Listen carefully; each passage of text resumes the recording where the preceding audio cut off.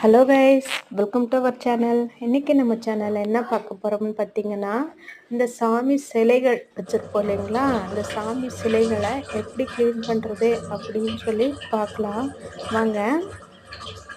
நிறைய பேர் சாமி சிலைகளை நிறைய வாங்கி வச்சுருப்போம். ஆசைக்காக வாங்கி வச்சுருப்பாங்க, சில பேர் பக்திக்காக வாங்கி வச்சுருப்பாங்க. எது எப்படி இருந்தாலும் சில சமயங்களில் அதுக்கு குறித்த நேரத்தில் வந்து நம்மளால் பூஜை புனஸ்காரங்கள் செய்ய முடியாமல் போகலாம். அப்படியே மாதக்கணக்காக வச்சுருப்பாங்க சில பேர். அப்படியெல்லாம் தயவு செஞ்சு பண்ணாதீங்க. அப்படி பண்ணிங்கன்னா உங்களுக்கு தோஷங்களும் பாவங்களும் தான் வந்து சேரும்.